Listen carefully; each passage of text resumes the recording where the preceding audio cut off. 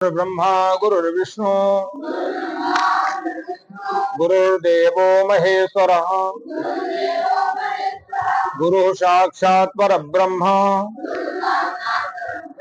तस्मै श्री गुरुवे नमः।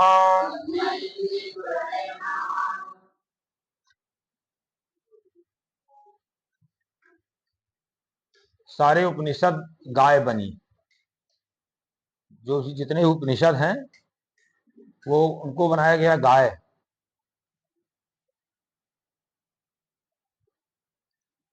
भगवान कृष्ण दुहने वाले हो गए, दोग्धा,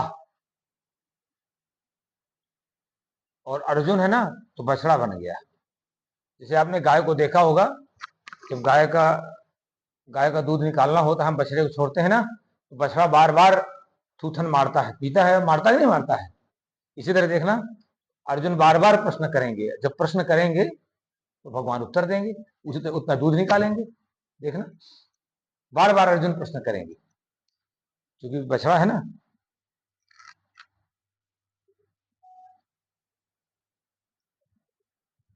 तो आत्मा के बारे में भगवान कह रहे हैं, नैनम छिन्दन्ति शस्त्राणि नैनम दहति पावकः न चैनम क्लेदयन्त्यापो न शोषयति मारुतः।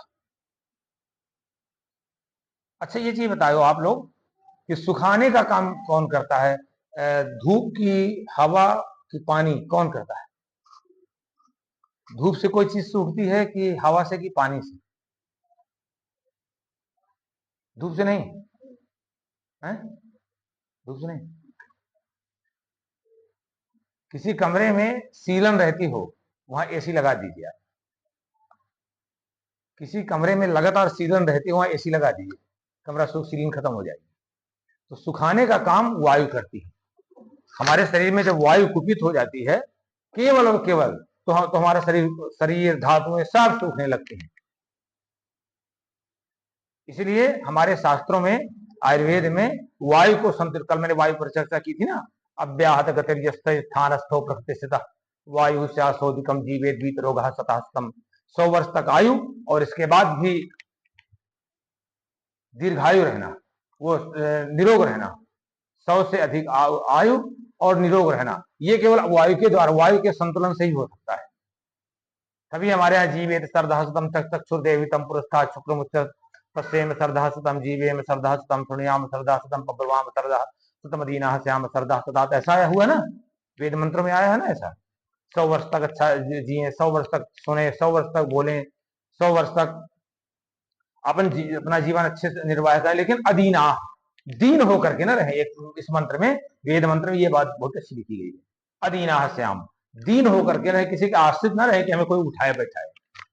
वो उसके लिए तैयारी पहले से करनी पड़ेगी, प्रारंभ से तैयारी करनी पड़ेगी, क्योंकि जो वर्तमान होता है वही भविष्य बन के आता है। भविष्य कुछ होता नहीं है, जो हमारे साथ सामने आज है वो कल का हमारा किया हुआ है, वो कल का है हमारा, जो हमारे साथ आज। इसलिए हमें आपको भविष्य अच्छा करने की जरूरत ही नहीं है, केवल वर्तमान अच्छा करते चले जाइए। आज का दिन, आज का समय हमारा बहुत अच्छा होना चाहिए। भगवान कहते हैं कि देखिए अर्जुन को कि नैनम छिन्नन्ति शस्त्राणि, कहते देखिए आत्मा को ना तो कोई शस्त्र से छेद सकता है और न ही इसको आग जला सकती है, और न चैनम क्लेदयन्त्यापो आपह न च एनम क्लेदयन्ति, जल जो है इसको गीला नहीं कर सकते हैं और वायु इसको सुखा नहीं सकती है। भगवान कई तरह से काउंसलिंग करें, कई तरह से समझाएंगे, आप देखिएगा। पहले अगर बड़ी सूक्ष्मता में ले जाएंगे, अगर फिर विचार करेंगे कि चलो इसको सूक्ष्मता की बात, अभी आत्मा परमात्मा की बात समझ में नहीं आएगी। क्षत्रिय है ना, क्षत्रिय में रजोगुण और सतोगुण दो रहते हैं। क्षत्रिय में रजोगुण और सतोगुण दो रहते हैं। बिना रजोगुण के वो शासन कर ही नहीं सकता, विकास कर ही नहीं सकता, राज्य का विस्तार कर ही नहीं सकता। रजोगुण हो जाएगा तो वो राज्य का विस्तार कर लेगा, शासन कर लेगा। असंतुष्टा द्विजा नष्टा संतुष्टा च भूपति सलज्जा गणिका नष्टा निर्लज्जा स्त्री तथा। इसलिए हमारे चाणक्य ने कहा है कि असंतोषी राजा नष्ट हो जाता है, असंतोषी राजा नष्ट हो जाता है। कैसे नष्ट हो जाएगा? उसका राज्य शत्रु ने आक्रमण किया, यहां तक छीन लिया, संतोष मान गया, क्योंकि उसमें रजोगुण है नहीं है। तो इसीलिए वो जिम्मेदारी राजा को, क्षत्रिय को दी गई है, तुम करोगे शासन, हम संतोषी होंगे। ब्राह्मण जो है संतोषी होगा, वो सतोगुणी होगा, तुम ये करोगे। और विवेक उसका बना रहे, प्रकाश बना रहे, अज्ञानता ना रहे, इसलिए सतोगुण रहेगा, इसलिए सतोगुण रहेगा। क्योंकि सतोगुण के बिना अगर केवल रजोगुण हो जाएगा उसमें, तो क्या हो जाएगा? विवेक नहीं रहेगा, फिर उसके अंदर तृष्णा, लालसा, अशांति, बेचैनी सब रहेगी। इसीलिए छात्र गुण धारण करके, मतलब क्षत्रिय गुण को धारण करके हम बहुत जल्दी ब्राह्मण पे पहुंच सकते हैं। मैं कल भी बता रहा था, ब्राह्मण कोई जाति नहीं है, कभी जाति व्यवस्था के अंतर्गत मत आइए, ये कर्म के आधार पर है। कर्म का मतलब है हम ऐसे कार्य करने लगे। कल हमारे पास बैठे थे, हमने कहा देखो ये शूद्र है, ये देख शूद्र है, सुचाद्रादित शूद्र। जो शूद्र किसे कहते हैं? जो हमेशा दुखित रहता है, हमेशा अवसाद में रहता, सुचाद्रादित, जो शोक में दौड़ता रहता है, हमेशा डिप्रेशन में रहता है, हमेशा डिप्रेशन में रहता है, वही है ना, वही शूद्र है। इस तरह सोचना चाहिए। और वैश्य में हमेशा रजोगुण रहेगा, एक तो गुण रहेगा, एकदम अशांति, एकदम असंतुष्टि रहेगी, उसमें सतोगुण नहीं होता है।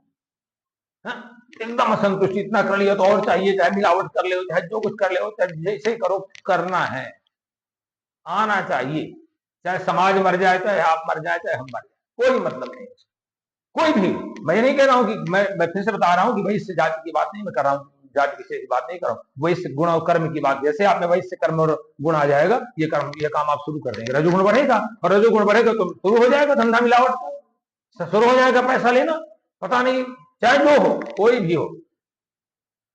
और जो शूद्र होता है, शूद्र की जाति, शूद्र वर्ण है ना, वो केवल और केवल तमोगुण में रहता है, केवल बेचारा श्रमिक है, जहां लगा दिया लगा हुआ है, तो सब स्वयं का विवेक है ही नहीं, अंधकार में है, प्रमाद में है, आलस्य में। कह दोगे तो काम में लग जाएगा, नहीं कहोगे तो वो काम में नहीं लगेगा, थोड़ी डांट दोगे उसमें ऊर्जा आ जाएगी। अंधकार तमोवृत्ति है, तो इसलिए हमारा धर्म है कि हम प्रत्येक व्यक्ति को ब्राह्मण बनाएं, प्रत्येक व्यक्ति को ब्राह्मण बनाएं। इसलिए हमने अपने यहाँ गुरुकुल में कोई ये जाति व्यवस्थाएं रखी, कर्मचारियों में कोई नई व्यवस्था रखी है, उसके कर्मों पर बहुत ध्यान दिया है। तो भगवान देखिएगा किस तरह काउंसलिंग करते हैं। एक तो इस तरह समझा रहे कि आत्मा को ऐसा नहीं हो सकता, वैसा नहीं कैसे हो सकता। अगला कहते हैं भगवान, अव्यक्तोयम अचिंत्योयम अविकार्यो मुच्यते तस्मादेवं विदित्वैनम नानुशोचित मरहसी। भगवान ने कहा कि देखिए, ये आत्मा अव्यक्त है, इसको कर्मों के माध्यम से ही आप इसको जान सकते हैं, और बाकी आप अव्यक्त है, ये अचिंत्य है। और अचिंत्य है माने हमारा जो चिंतन है वहां तक नहीं पहुंच सकता, उतनी गहराई तक नहीं पहुंच सकता है। और प्रभाव अचिंत्य, प्रभाव जो है अचिंत्य होता है, अचिंत्य शक्ति के द्वारा ही प्रभाव बनता है। तो और अयम अविकार्य, भगवान कहते हैं ये विकारी नहीं है, ना ना ना, ये विकारी है ही नहीं। साधना बेटा, ये आत्मा विकारी है ही नहीं, और जब विकारी नहीं है तो फिर समदोषा समाग्निश्च समधातु मलक क्रिया प्रसन्नात्मेन्द्रिय मराह स्वस्थिति विधीयते। सुश्रुत ने कह दिया है कि दोष सम होना चाहिए, समदोषा समाग्नि, अग्नि जो है समान होनी चाहिए, ठीक है, क्यों? आयुर्वेद के भी लोग बैठे ना यहाँ, अग्नि समान होनी चाहिए, मलक क्रिया समान सम होनी चाहिए। फिर प्रसन्नात्मेन्द्रिय मना, मन और आत्मा से प्रसन्न होना चाहिए।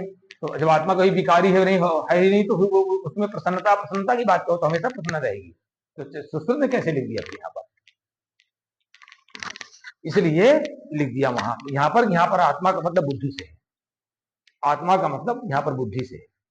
आत्मा तो कोई विकारी होती नहीं है, निर्विकार तो परमात्मा है, चरक ने भी लिखा है, आत्मा तो विकारी होती ही नहीं, ना ना ना, वो तो जब मन के साथ हो जाती है, इंद्रियों के साथ हो जाती है, तब गड़बड़ होने लगता है। तो हम मान लेते हैं कि आत्मा करती है। ठीक इसी तरह से जैसे कोई व्यक्ति गर्म पानी में हाथ डाल दे तो कहते हैं गर्म पानी से जल गया। अरे गर्म पानी से थोड़ी तुम जले हो, जले काहे से हो? आग से। जले तो आग से हो ना, कह देते हो कि हमने गर्म पानी गर्म घी से जल गए, गर्म घी से कहां कोई जला है, जला तो मुख्यतः आग से है ना। तो लोग कह देते हैं कि ऐसा हो गया, लेकिन जब आत्मा विकारी होती है तो आत्मा विकारी होती ही नहीं है। तो कहते हैं एनम विदुत्वा, एनम एवं विदुत्वा अनुसोच, ये सब समझ करके आप तब भी सोच करने की योग्य नहीं हो। अच्छा, अब देखिए भगवान स्थूल रूप में समझाते हैं। अब देखिए, पहले आत्मा के बारे में बताया कि भैया इसमें कुछ नहीं होता है, पुराने वस्त्रों को छोड़ करके नया वस्त्र जैसे धारण कर लेते हैं, ऐसी सी बात है। अभी अर्जुन को समझ में नहीं आएगा, तो भगवान देखिए किस तरह समझाते हैं। अब कहते हैं अथ सैनम नित्य जातम नित्यम व मन से मृतम तथापि तुम महाबाहो नैवम सोचितुम अर्हसि। भगवान कहते हैं कि चलिए, तुम थोड़ी देर के लिए ऐसा ही मान लेते हो कि आत्मा जन्म भी लेता है, आत्मा जन्म भी लेता है और ये मरता भी है, तो भी तुम शोक करने योग्य नहीं हो। तब भी नहीं कहते तुमको शोक करना चाहिए। अभी स्थूल रूप में ले आए, काम कराना है ना उनसे, फिर लाएंगे, फिर जाकर के लाएंगे सूक्ष्म रूप में। क्यों बताने, सिद्धांत बताते हैं क्यों नहीं सोच तुमको करना चाहिए। कहते हैं जात ही ध्रुवम ध्रुव मृत्यु ध्रुवम जन्म मृत। कहते हैं ये तो निश्चित है, जो जन्म लेगा वो मरेगा, ये तो निश्चित है, कभी मरेगा। अमर कोई होता नहीं, यहां अमर नहीं कोई होता ना ना ना। जैसे लोग कह देते हैं कि आल्हा अमर है। अरे भैया, अगर आल्हा अमर होता तो कैसे इसमें भगवान लिख देते? भगवान का वाक्य गड़बड़ हो सकता है क्या? क्यों? जातस्य ही ध्रुव मृत्यु ध्रुव मृत्यु ध्रुवम जन्म मृत। भगवान कहते हैं कि जो जन्म लेगा वो मरेगा निश्चित, और जो मरेगा वो जन्म निश्चित देगा। तो कोई अमर होता नहीं। जो हमारे यहाँ चिरंजीवी बताए गए हैं, चिरंजीवी बताए गए हैं, अश्वत्थामा बलिर्व्यासो हनुमान से विभीषण कृपा परशुराम से सप्तैते जीविना, अमर नहीं बताए गए। सप्तैतान परे नित्य मार्कंडेय तथाष्टिकम जीवेद वर्षतः साग्रम मृत्यु विवर्जित। ऐसा आया हुआ ना, चिरंजीवी हो सकता है कोई व्यक्ति, अमर तो नहीं हो सकता है कि मरे ही नहीं। ये भगवान का वाक्य है। तो कहते हैं जब तुम ये जानते हो तस्माद अपरिहारार्थे न तुम सोचिन मरसी। इसलिए जब बात अपरिहार्य है, ये निश्चित है कि जन्म लेने वाला मरना, कोई भी चराचर जगत में कोई भी उत्पत्तिमान है तो भी वो मरणशील भी है। कोई भी अगर उत्कृष्टशील है तो मरण धर्मा भी है, मरना ही है उसको। तो कहते तभी ने सोच करो। अच्छा चलिए, ये भी नहीं तुम्हारे समझ में आते, इसमें संतोष नहीं, तो भगवान कहते अगली बात मैं तुमको बताता हूं। अव्यक्तादीनि भूतानि व्यक्त मध्यानि भारत अव्यक्त निधनान्य वो तत्र का परिदेवना। कैसे, इसमें क्यों तुम शोक करते हो? भैया मुलाकात तुम्हारी बीच में हुई है। भगवान कहते हैं तुम्हारी मुलाकात तो बीच में हुई है। अव्यक्तादीनि भूतानि व्यक्त मध्यानि भारत, न तुम इनको पहले जानते थे न आगे जानोगे, केवल बीच में। जैसे हम यात्रा करते हैं, ट्रेन में बस में यात्रा करते हैं तो हमारी भेंट हो जाती है, थोड़ी सी लगाव हो जाता है, प्याऊ में खड़े जाते हैं वहां पर परिचय हो जाता है, लेकिन वहीं छुट्टी हो जाती है ना, ये जाती है, फिर हम उनको भूल जाते हैं, वो हमको भूल जाते हैं। तो भगवान कहते हैं चलो ये भी बात मत मानो कि मरने वाले को जिंदा, जिंदा होने का वाले को मरना, ये भी मत मानो। तो इतना तो मान लो कि पहले भी तुमसे परिचित नहीं थे और आगे भी परिचित नहीं होंगे, ये केवल बीच में तुम्हारा इनका रिश्ता बन गया। तो कहते हैं अव्यक्त निधनान नहीं वो तत्र का परिदेवना। तो कैसे, इसमें तुम्हें शोक क्या करना है? देखिए कहते हैं ना, कितने शेर हैं समझाते हैं। पहले आप आए अत्यंत सूक्ष्मता में आए, सूक्ष्म से थोड़ी स्थूल में, अति स्थूल में आ गए भगवान समझाने में।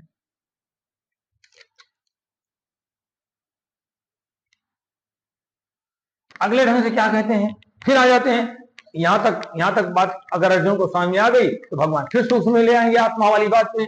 कहते हैं देही नित्यम अवध्योयम देहे सर्वस्य भारत तस्मात् सर्वाणि भूतानि न तुम सोचितुम अर्हसि। भगवान कहते हैं कि देखिए, जो देही है ना, ये आत्मा है ना, देह में निवास करने वाले जो परम तत्व को हम देही कहते हैं। देह में, इस शरीर में जो एक परम तत्व निवास करता है उसको हम देही कहते हैं। तो भगवान कहते हैं कि देही, देखो अर्जुन, ये जो आत्मा है सबके जो शरीर में है, तो ये पूरी तरह से अवध्य है, इसका आप वध कर ही नहीं सकते हो। तो इसीलिए जब इसका वध हो ही नहीं सकते, जिससे तुम्हारा लगाव होना चाहिए, मूल चीज तो वो है, मूल स्वरूप से लगाव होना चाहिए ना। जैसे हमारे पास कई लोग आएंगे, मेरे गुरुजी खत्म हो गए हैं। मैंने कहा ये तुम्हारे गुरुजी खत्म हो गए तो अखंड मंडलाकारम बात कहाँ रह गई थी? व्याप्तम यानी चराचरम, जो चराचर जगत में व्याप्त है वो है ना तुम्हारा गुरु, शरीर थोड़ी था तुम्हारा गुरु। किसे मर गए तुम्हारे गुरु? कुछ लोग कहते हैं हमारे गुरु खत्म हो गए, अब खत्म हो गए, हम नया गुरु करना चाहते हैं। ये कहां लिखा हुआ है? अखंड मंडलाकारम है ना, वो व्याप्तम है चराचरम है ना भाई, ये कहां लिखा हुआ है? ये तो बेवकूफी वाली बात हुई। तो भगवान कहते हैं कि नहीं, इसलिए कहते हैं तुम्हें कोई शोक नहीं करना है। तो अगला फिर देखिए, सूक्ष्म से फिर स्थूल में ले आए। अब भगवान कहते हैं स्वधर्म भाई चावेक्ष न विकंपितमर्हसि धर्म्याध्यात् श्रेयोन क्षत्रिय विद्यते। भगवान कहते तुम कुछ भी ना मानो तो इतना तो जानते हो कि मैं क्षत्रिय हूं, इतना तो तुम्हारे समझ है ना। अर्जुन ने कहा महाराज जानता हूं, तो कहें समझो स्वधर्म विचावेक्ष, अपने धर्म का जो है आप अन्वेषण करो, अपने धर्म की समीक्षा करो, अवलोकन करो अच्छी तरह से। तुम क्षत्रिय हो, इसलिए छात्र धर्म का तुम्हें ध्यान रखना पड़ेगा। मैं क्षत्रिय हूं, मैंने रक्षा का भार लिया है, मैंने राष्ट्र रक्षा का व्रत लिया है। जब तुमने राष्ट्र रक्षा का व्रत लिया है, राष्ट्र रक्षा के लिए तुमने ट्रेनिंग ली है, शिक्षा और प्रशिक्षण लिया है, तो भी तुम संकल्प लिया है, शपथ लिया है, तो भी तुम नहीं गड़बड़ कर सकते। लो यहां पर ले आए, न भी कंपित तुम्हारे तुम नहीं कम कमा सकते हो तुम, क्योंकि धर्म्याध्यात् श्रेयो, कहते हैं धर्म युद्ध होने वाला है, और धर्म युद्ध से बढ़ करके कोई जो है क्षत्रिय से न विद्यते, क्षत्रिय के लिए कोई दूसरा कर्तव्य ही नहीं बताया गया है। विद्यार्थी का देखिए, धर्म का अर्थ पूजा पाठ नहीं है, जो हम कर्मकांड करते हैं वो नहीं है। धर्म जिसको हम धारण करते हैं, जो हमको धारण करता है, ठीक है ना। धर्म जिसको हम धारण करते हैं, जो हमको धारण करता है। आग का धर्म क्या है? जलाना, गर्म, जब तक वो गर्म है, जब तक वो गर्म है तब तक आग है, और जैसे ही वो धर्म से च्युत हुआ वो आग नहीं रह जाएगा। आग रह जाएगी वो? बताइए, आग को हम आग क्यों कहते हैं? आग को हम आग क्यों कहते हैं? उसका एक धर्म है। क्या धर्म है? अग्निम ऊर्ध्वम गच्छति तिरग्नि, जिसकी गति हमेशा ऊर्ध्व की ओर हो, ऊपर की ओर। आग को आप चाहे जैसे ऐसे लटका दीजिए, वो लटके नीचे, वो ऐसे नहीं जाएगी, ऐसे नहीं जाएगी। वो आप खूब लफा लगा करके, मोमबत्ती कुछ भी लगा के तुरंत ऊपर जाएगी, जाएगी नहीं जाएगी? कभी करके देखिए। तो आग का धर्म ही है वो ऊर्ध्व की गति को जाना। इसीलिए हम अग्नि में हवन करते हैं कि अग्नि को जो चीज समझ, देखिए जो व्यक्ति ऊर्ध्वगामी हो, जिसका चिंतन ऊर्ध्वगामी हो, जिसका विचार ऊर्ध्वगामी हो, जिसकी गति ऊर्ध्वगामी हो, जो उच्च चेतना की ओर जा रहा हो, उसको आप समर्पित कर देंगे तो वो आपका दिया हुआ वो भी ऊर्ध्वगामी हो जाएगा, आपका कोई भी कर्म। और जिसकी गति ही नीच है, जिसकी गति ही नीच है, जिसके कर्म ही नीच है, उसके साथ शामिल हो जाओगे तो आप भी चले जाओगे, बच नहीं सकते हो।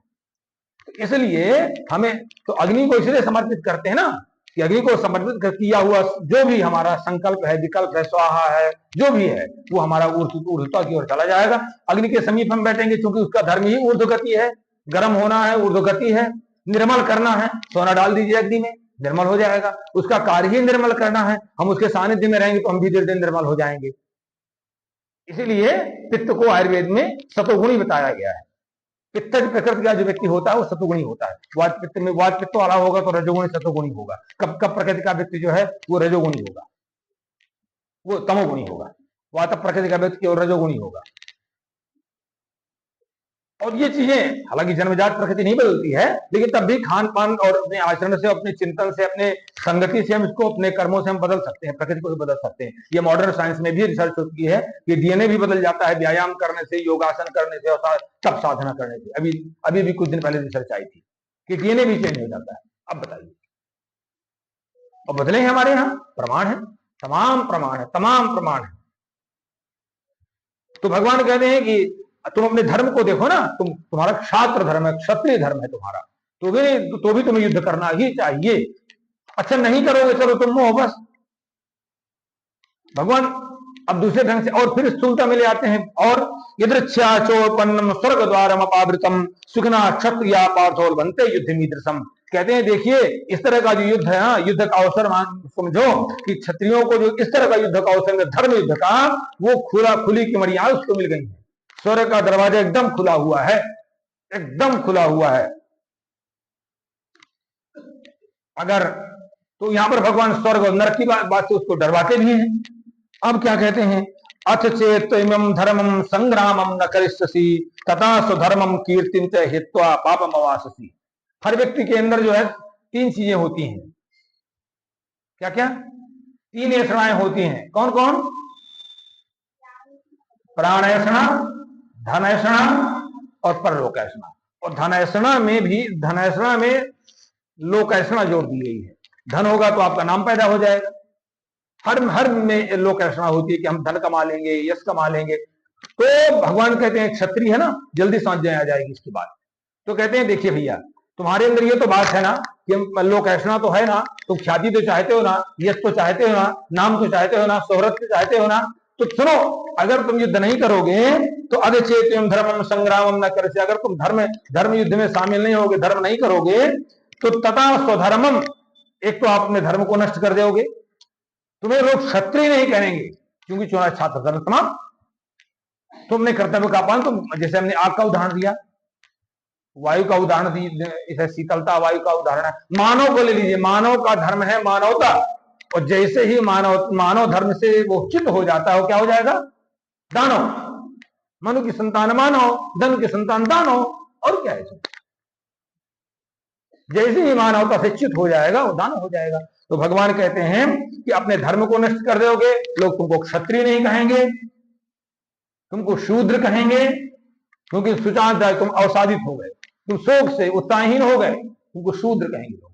और अपने यश को खो दोगे, हित्वा कीर्तिम हित्वा, और फिर तुम जो है पापम अवाप्स्यसि, तुम अपने आप पाप में चले जाओगे, अपने आप पाप में चले जाओगे, तुम्हारी अवनीति होगी।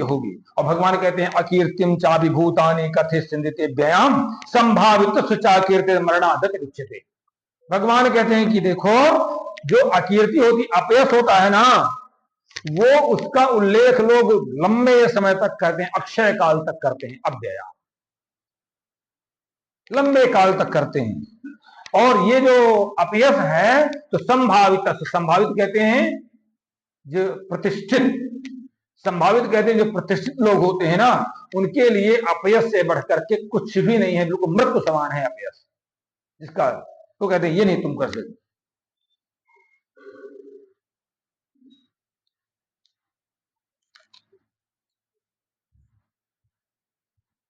अब बाकी भगवान आगे कहते हैं कि सुख स्वर्ग की बात उन्होंने कह दिया, राज भी पा जाओगे। अब यहां पर योग में ले आते हैं, भगवान योग में ले आते हैं। क्या कहते हैं? कैसे युद्ध करो तुम? ऐसे जल्दी समझ में आ जाएगा क्या? किसी को कह दो, कोई सुनेगा क्या? कोई जल्दी कर पाएगा क्या? भगवान कहते हैं सुख दुखे समय कृत्वा लाभा लाभौ जया जयऊ तदो युद्धा युज्यस्य नैव पापम अवाप्स्यति।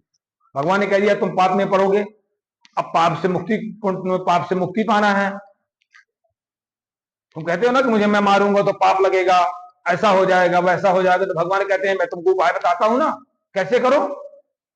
सुख दुखे समय कृत्वा, सुख दुख में, सुख और दुख में भी समान रहो। सारी मन की गति है, कुछ नहीं, आपको मन को ही जो है स्वस्थ कर लेना है। कठिन नहीं है, बिल्कुल कठिन नहीं है, अभ्यास की बात है। भगवान आगे कहेंगे कि अभ्यास है ना वैराग्य, अभ्यास के द्वारा वैराग्य। थोड़ा सा अभ्यास करो, फिर और अभ्यास को बढ़ाओ, और अभ्यास को बढ़ाओ, और अभ्यास को बढ़ाओ। अभी एकदम नहीं सारा कुछ हो सकता ना।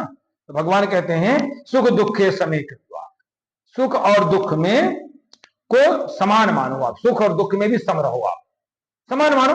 ये मान लो कि आगे पहले बता चुके हैं कि आगमापायनो नित्या, ये समझ लो कि सुख भी अगर अभी आए तो दुख भी ये बहुत दिन तक नहीं रहेगा, इसलिए सुख में आप हर्षातिरेक में इतराओ नहीं। इस फार्मूले से आप मान सकते हो आगमापायनो नित्यम। एक तो कहते हैं विनाशशील है और अनित्य स्थायी है। अगर दुख आया है थोड़ा सा धैर्य रखिए, ये समाप्त हो जाएगा, समाप्त ही हो जाएगा और सुख में बदल जाएगा कुछ दिन बाद। इसलिए भगवान कहते हैं कि पहले सुख और दुख में अपने को समान मानो, समान करो। और ये कैसे भगवान ने कहा आगे, पहले क्या, धैर्य को धीरम, धैर्यवान होकर के, और लाभ और हानि में, जय और पराजय में आप अपने को सम करो, बराबर मानो। बस इस फार्मूले से, इस सिद्धांत से जब आप युद्ध करोगे, संघर्ष करोगे, तो आपको पाप लगेगा ही नहीं, आपको कोई कष्ट नहीं होगा। जहां आपने कर्म फल की इच्छा से काम किया, जहां आपने कहा कि नहीं मैं मारूंगा तो ऐसा होगा, जहां आपने कर्मफल की इच्छा से काम किया वहीं पर आपको पाप के भागी आप हो जाए। पाप आयुर्वेद में पाप एक नाम रोग का है नहीं? रोग का भी पर्यायवाची शब्द पाप है। पाप मां, वहीं से आदमी रोगी होना शुरू हो जाता है। तो अब ये किनको किनको किनको कठिन लगता है? सुख दुख में समान अवस्था बनाए रखना और लाभ और हानि में समान अवस्था बनाए रखना, हार और जीत में समान अवस्था बनाए रखना, सफलता और असफलता में अपने को सम बनाए रखना कठिन लगता है क्या? कठिन होता है? क्यों कठिन होता है? नहीं कठिन है? तुम इस सिद्धांत तुम इस पहुंच गए हो ना? हाँ ठीक। अच्छा कितने लोग यहां पर पहुंच गए हैं इस स्थिति में? हाँ ठीक है। देखो हमारे 2 योगी हैं पहुंच गए हैं। उसका एक तो फार्मूला है धीरम। भगवान ने वहां पर कहा है धैर्य बनाए रखिए। और धैर्य देखिए, धैर्यता कैसे आएगी? सबसे धैर्यवान कौन है इस सृष्टि में? बताओ सबसे बड़ा धैर्यवान कौन है इस सृष्टि में? भगवान सबसे बड़ा धैर्यवान है भगवान। प्रसन्नताम यान गताभिषेक तथा न ममले वनवास दुखिता। वनवास हो रहा है तो भी कोई दुख नहीं है। राज्याभिषेक का अवसर हो गया तो भी कोई प्रसन्नता नहीं। इतना बड़ा धैर्य। चक्रवर्ती सम्राट होने जा रहे हैं, कोई हर्षातिरेक नहीं, कोई प्रसन्नता नहीं। नित्य संध्योपासन कर रहे हैं, उसी तरह स्नान कर रहे हैं, वाल्मीकि पढ़िए। और यहां तक जरूर हो रहा है कि नव गयेंद्र रघुवीर मन राज अलान समान, छूट जाए वन गमन सुन मन आनंद अधिकान। जिस समय जैसे ये जरूर रहा है, जिस समय उनका राज्याभिषेक होने जा रहा है तो जैसे कोई नए हाथी को जंगल से पकड़ करके बांध दे, तो भगवान राम का जो मन है वो नव गयेंद्र रघुवीर मन, भगवान का जो मन है वो नए हाथी के बच्चे के समान है। और राज अलान समान, अलान उनको कहते हैं जैसे हाथी को डाल दिया जाता है, हाथी बहुत पागल हो जाए या हाथी को बांध के लाए तो अलान डाल दी जाती है ना। तो भगवान उसको राज को अलान मानते हैं, बंधन मानते हैं। और जैसे नए हाथी के बच्चे को छोड़ दिया जाए तो जंगल में भगेगा वो, मन प्रसन्नता हो जाएगी। ये जरूर हो रहा है। तो जब हम धीर सबसे धैर्यवान हमारे भगवान राम हैं, जब वो परम धैर्यवान हैं, जब हम उनकी आराधना उपासना करेंगे, उनको जपेंगे तो हमारे में धैर्यता आ जाए, गुण आ ही जाते हैं, आ ही जाते हैं। परम धीर है ना वो। तो इस धैर्य के बल से, और धैर्य पाने का एकमात्र रास्ता है वही भगवान का, वही ईश्वर प्रणिधान। तो ऐसा तेव्यता सांख्ये बुद्धिर योगे तिमाम सुनो, बुद्धिया युक्तो या पार्थ कर्मण्यम प्रहस। भगवान कहते हैं देखो मैंने तुम्हें ये ज्ञान योग के विषय में अभी तक बताया, अभी तक मैंने तुम्हें ज्ञान योग के विषय में बताया। अब मैं तुम्हें आत्मा का ज्ञान दिया, अपने कर्तव्य का ज्ञान दिया। अब मैं तुम्हें कर्मयोग की ओर ले जाऊंगा, क्योंकि कर्मयोग की महिमा बहुत बड़ी है। कर्मयोग की ओर भगवान क्यों ले जाएंगे बताएंगे, बहुत अच्छा विषय है। भगवान ने कहा मैं तुमको ज्ञान योग की ओर ले गया, अभी तुम्हारे समय अब मैं तुमको इस योग की ओर ले आता हूं ताकि कर्म करते हुए भी आप मोक्ष को कैसे प्राप्त कर सकते हो, अपनी सदगति को कैसे प्राप्त कर सकते हो। कर्म करते हुए ही भगवान की प्राप्ति कैसे हो सकती है, भगवत प्राप्ति कैसे हो सकती है, आपका योग में जीवन कैसे हो सकता है, ये भगवान उपाय बताएंगे। तो कहते हैं यहां शुरू करते हैं। व्यवसायत्मिका बुद्धि रेके कुरुनंदन बहुशाखा हेनंता से बुद्धियो व्यवसायी नाम। भगवान कहते हैं कि जिस व्यक्ति की बुद्धि कर्म योग में व्यवसायी हो गई है। व्यवसाय का मतलब क्या है? व्यवसाय का मतलब है निश्चयात्मिका बुद्धि नाम व्यवसायत्मिका, व्यवसायत्मिका बुद्धि नाम निश्चयात्मक बुद्धि, व्यवसायत्मिका बुद्धि नाम निश्चयात्मक बुद्धि। व्यवसाय उसको कहते हैं, व्यवसाय मतलब बिजनेस नहीं होता है, व्यवसाय का मतलब व्यापार नहीं होता है। व्यापार उसका एक स्थूल स्वरूप है। व्यवसाय माने जहां पर हम निश्चय कर लेते हैं, ये जब हमारी बुद्धि बिल्कुल कंफ्यूज समाप्त हो जाए, सारा संदेह समाप्त हो जाए हमारे, तो ऐसी बुद्धि को हम व्यवसायत्मिका बुद्धि कहते हैं। जो निश्चयात्मिका बुद्धि है उसका नाम व्यवसायत्मिका बुद्धि है। तो भगवान कहते हैं कि देखो अर्जुन, व्यवसायत्मिका बुद्धि, निश्चयात्मक करने वाली जो बुद्धि है वो एक ही है। व्यवसायत्मिका बुद्धि से ही आप निर्णय सही ढंग से सही स्थिति में पहुंच सकते हो। क्योंकि अब व्यवसायिनाम बुद्धिया, अब व्यवसायिनाम बुद्धया ही बहुशाखा से अनंता, क्योंकि जिसकी बुद्धि स्थिर नहीं है, जिसकी बुद्धि निश्चयात्मक नहीं है, इसीलिए भगवान ने अपने जहां पर 12वें अध्याय में आप सुनेंगे, जहां पर भगवान ने कहा कौन कौन व्यक्ति मुझको प्रिय है, वहां पर भगवान ने अपने एक और विशेषता बताई है। कौन सा? भक्तिमान में प्रियो नरा स्थिर मति। वहां पर भगवान कहे कि जिसकी बुद्धि स्थिर है, डावाडोल नहीं है, वही भगवान कहते हैं ऐसा व्यक्ति मुझको बहुत प्रिय है। क्योंकि डावाडोल वाला व्यक्ति तो आज यहाँ कल वहां, आज शंकर जी को पूजा कर रहा है, परशुराम जी को कर रहा है, तो भगवान कृष्ण को कर रहा है, वो मार्ग पकड़ रहा है, बदलता ही रहेगा। ये व्यवसाय कर रहा है, ये काम कर रहा है, वो तो असफल। इसको इस बाबा को पकड़ रहा है, उस बैरागी को पकड़ रहा है, उसको कुछ नहीं। एक को पकड़ा, एक से मार्ग मिला, एक से है पर्याप्त। तो भगवान कहते हैं कि क्योंकि बहुशाखा हिनंता से बुद्धे व व्यवसायी नाम, जिनकी बुद्धि अनिश्चयात्मक स्थिति में है, डावाडोल रहती है, उसके बहुत सारे ब्रांचेज हो जाते हैं नहीं हो जाते? हो जाएंगे नहीं हो जाएंगे? अभी यहाँ पर चली गई बुद्धि, कल वहां चली गई, कल यहाँ चली गई, कल यहाँ चली, आज यहाँ इलाज करा लो, परसों वहां करा लो, उसने बताया वहां ऐसा कर लो, वहां ऐसा कर लो। स्थिर मति जिसकी है उसको कोई डावाडोल नहीं कर पाता, कोई डावाडोल नहीं कर सकता है। केवल जो भटकाव होता है वो अनिश्चयात्मक बुद्धि में ही होता है, केवल भटकाव। और स्थिर मति केवल और केवल भगवान की कृपा से ही प्राप्त होती है। भगवान कहते हैं एक और बात, निश्चयात्मक, देखिए जो मैं भी बता दिया ना, भगवान कहते हैं निश्चयात्मक बुद्धि किसकी होती? बहुत अच्छा सुनने का विषय है, बहुत अच्छा। बुद्धि में स्थिरता कैसे आती है, ये सूत्र बता देंगे भगवान। भोग ऐश्वर्य प्रसक्तानाम तया पहृत चेतसाम व्यवसायत्मिका बुद्धि समाधौ न विधीयते। भगवान कहते हैं भोग ऐश्वर्य प्रसक्तानाम, जो जिनकी बुद्धि सांसारिक सुख को प्राप्त करने में लगी है। अब देखिएगा भटकाव किसमें होगा? अशांति किसको होगी? जिसमें रजोगुण होगा, उसमें बात की वृद्धि होगी, और वही उसमें भटकाव होता है। यहां से सुख पानी यहाँ नहीं मिला, बेकार है, फिर वहां पहुंच गए, अरे बेकार है, करते ना लोग, अरे यहां पहुंच गए, अरे यहां बेकार है। वो थोड़ी देर के लिए बहुत अच्छा, तो उस दिन बेकार, क्योंकि वो भोग है ना, भोग का कभी समापन होता नहीं है, कभी लालसा पूरी होती नहीं भोग की। भोगई सूर्य प्रसक्ता नाम, यहां देखिए भगवान ने प्रसक्त शब्द का प्रयोग किया, मैंने चिपका हुआ। प्रसक्त माने चिपका हुआ। जो व्यक्ति भोग, धन, संपत्ति माने सांसारिक भोग, सांसारिक सुख में बिल्कुल चिपका हुआ है अच्छी तरह से, वो कहते हैं समाधौन, उसकी जो बुद्धि है समाधौन विधि से, उसकी बुद्धि एक स्थिर होती ही नहीं, एकाग्र होती ही नहीं है। भगवान ने कहा, कहते हैं क्योंकि क्यों नहीं होती है? तया भरत चेतसाम, ऐसे लोगों की जो बुद्धि है, ऐसे लोगों को जो चित्त है, तो चित्त क्यों कहते हैं? चेतना के कारण से। चित्त को चित्त क्यों कहते हैं? चेतना के कारण से, क्योंकि जो उसकी चेतना है वो नष्ट हो चुकी है, किसके द्वारा?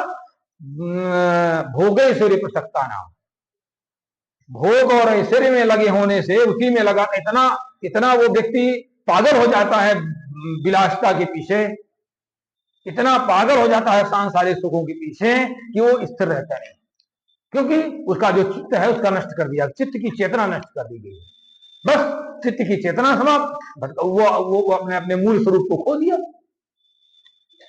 जैसे वहां पर अर्जुन ने कह दिया कार्पण्य दोषोपात स्वभाव, मूल स्वभाव को उसने खो दिया, अपने खो दिया ना।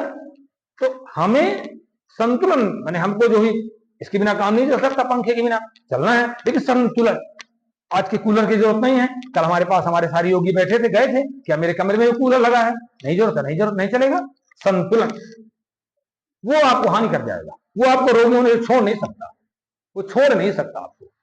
वायु की वृद्धि होगी, और इस समय वर्षा ऋतु वायु कुपित होता है, आपको छोड़ नहीं सकता। अग्नि आपकी डिसबैलेंस हो जाएगी, आपका संतुलन खराब हो जाएगा।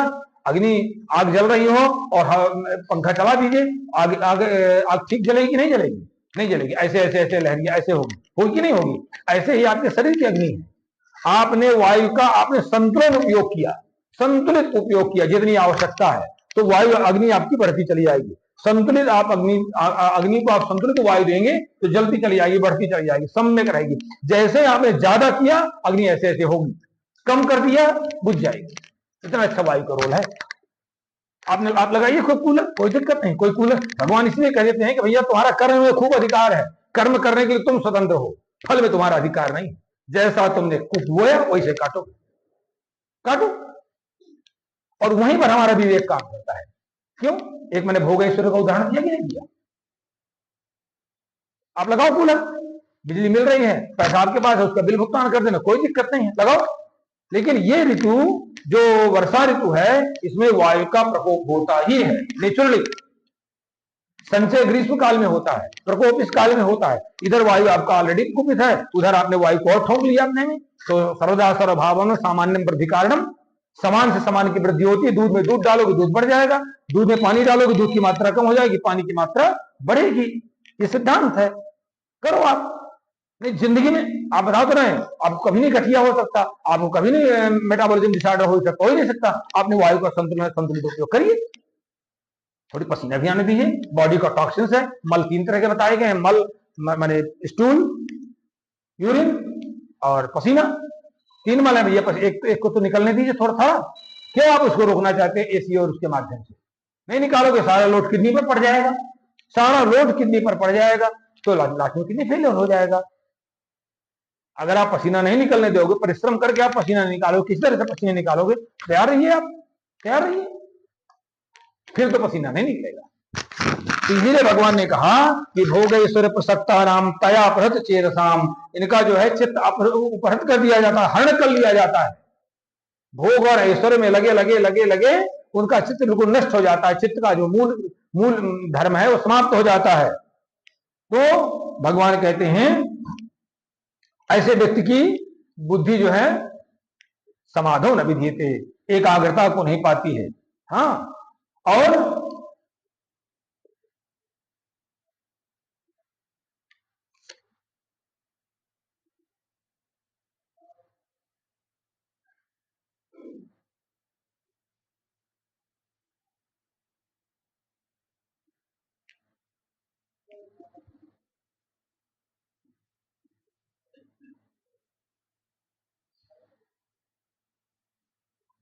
भगवान कहते हैं त्रैगुण्य विषया वेदा निस्त्रिगुण्यो भवार्जुनो निर्द्वंदो नित्य सत्वस्थो निर्योगक्षेम आत्मवान। देखिए जो हम अभी अब ला रहे हैं भगवान उसको सही ढंग से, अभी मैंने शुरू में आपको बता दिया था। भगवान ने कहा कि जो वेद है ना, ये वेद त्रयी है। चौथे वेद की रचना जो है बहुत बाद में हुई है। मूलता जो है 3 ही वेद है। कौन कौन बताइए? ऋग, साम और यजुर। ऋग्वेद, सामवेद और यजुर्वेद, अथर्ववेद की रचना बाद की बताई गई। तो भगवान कहते हैं कि वेदा जो जितने वेद हैं वो त्रैगुण निविष्या, वो त्रिगुणात्मक है। वो भी रजोगुण, तमोगुण और सतोगुण संबंधित है। अब कहते हैं परमात्मा जो है निर्गुण त्रिगुण्य निर्द्वंद, कहते हैं जो परमात्मा है द्वंद्व रहित है और गुणातीत है। तो कहते हैं नित्य सत्वस्था, नित्य सत्व में स्थित है। तो कहते निर्योग क्षेम आत्मानुभव, कहते बस यही तुम अपना लो। एक तो गुणातीत हो जाओ, गुण से परे हो जाओ, रजोगुण तमोगुण से ऊपर होने का अभ्यास करो, और आत्मवान भाव, आत्मवान माने आत्मली हो जाओ, आत्मा को समझे अपने। हमारे आयुर्वेद में एक बहुत अच्छी बात कही गई है। एक बात वहां लिखी गई है, जो भोजन का लालची व्यक्ति होता है उसमें लिखा गया है जो व्यक्ति पशुवत और अनाथ भाव से, उसकी आत्मा नहीं रहती, समझ नहीं रहती, पशुवत और अनाथ भाव से सब कुछ खाते हैं, जरा ही विवेक नहीं लगाते कि क्या मुझे ऋतु के अनुसार खाना चाहिए, क्या मुझे रात्रि में जामुन खाना चाहिए, क्या मुझे रात्रि में फल खाना चाहिए। ऐसे व्यक्ति को हमारे आयुर्वेद में अनात्मवान कहा गया। अनात्मवान मतलब आत्मा ऐसे व्यक्ति मर चुकी है, उसका विवेक नष्ट हो गया है, जिसका कहते हैं ऐसे व्यक्ति को आयुर्वेद में पशु की संज्ञा दी गई है, पशुवत। मैं दिखा दूंगा, कल मैं कोट करके लाऊंगा। आचार्य माधव कर ने ऐसे व्यक्ति को अनात्मवान और पशुवत कहा है। पशुवत। कहते हैं फिर ऐसा व्यक्ति क्या है, अजीर्ण को प्राप्त करता है, उसका मेटाबॉलिज्म खराब हो जाता है और बहुत सारे रोगों का, रोगानीक लिखा है उसमें, रोगों के समूह को प्राप्त कर लेता है। इसलिए भगवान कहते आत्मवान भव, विवेकी हो, आत्मा को पतित मत करो। भोजन तो कल भी मिल जाएगा तुम्हें, लेकिन बीमार हो गए तो वो नहीं मिलेगा, आपका स्वास्थ्य लौट के जल्दी नहीं आएगा, और शायद बीमारी में चले गए तो फिर वो जीवन नहीं मिलेगा। और भगवान कहते हैं देखो, ये जो तुम ज्ञान प्राप्त कर लोगे ना, ये जैसे ही तुम ज्ञान प्राप्त कर लेते हो आत्मवान होने वाला, गुणातीत हो जाओगे, तो कहते हैं देखिए क्या उपलब्धि हो जाएगी। या यावा अनर्थ उदपाने सर्वतः संप्रतोदके तावान सर्वेषु वेदेषु ब्राह्मणस्य विजानता। कहते हैं जैसे चारों, कोई व्यक्ति एक तलैया का मालिक हो, कोई व्यक्ति एक तलैया का मालिक हो और फिर उसको बहुत बड़ा समुद्र मिल जाए, तो फिर उसकी मानसिकता कह जाएगी तलैया की तरफ बहुत ध्यान नहीं देगा, तलैया की तरफ से उसकी आसक्ति समाप्त हो जाएगी, क्योंकि उसको बहुत बड़ा ध्यान, क्योंकि उसी में लग जाएगा वो, उससे ध्यान से हट जाएगी तलैया, हट जाएगी नहीं हटाई जाएगी। तो भगवान कहते हैं अगर तुम इस ज्ञान को समझ गए, गुणातीत होने का ज्ञान, परमात्मा में स्थित होने का ज्ञान, नित्य सत्वस्थ होने का ज्ञान, निर्द्वंद होने का ज्ञान, अगर तुम इसको तुमने समझ लिया,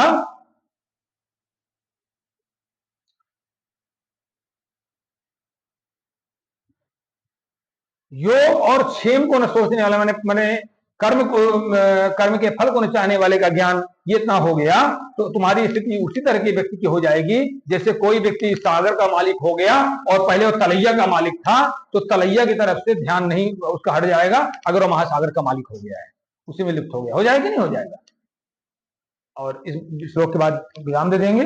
इसलिए भगवान कहते हैं कर्मण्येवाधिकारस्ते मा फलेषु कदाचन मां कर्म फल हेतुर्भू माते संगोष्ठ कर्मणि।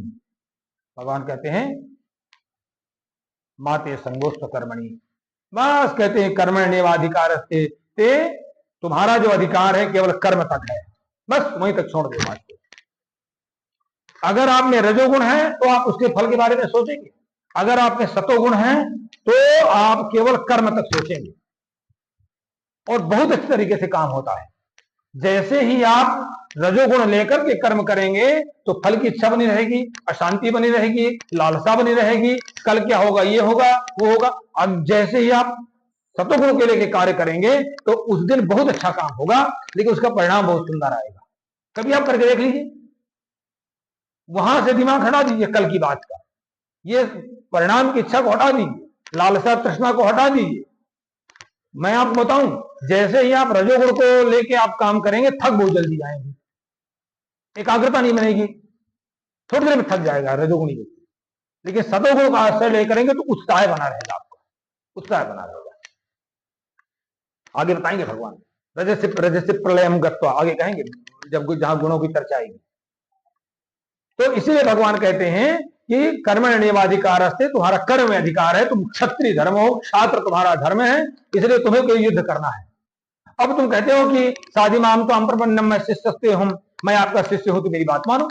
अनुशासन में रहने वाला शिष्य होता है, शिष्य की परिभाषा ही है कि अनुशासन में रहने वाला शिष्य होता है। तो कहना बस तुम मेरी बात मानो, तुम शरणागति मुझको मेरे सामने कर सको, तुम कहते हो मैं शरणागति में हूं आपके, तो बस बात खत्म।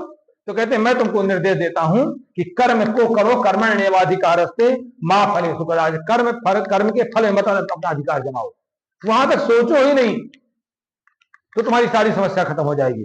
कहते हैं मां कर्म फल हेतुर्भू मां के माते संगोष्ठ कर्मणि।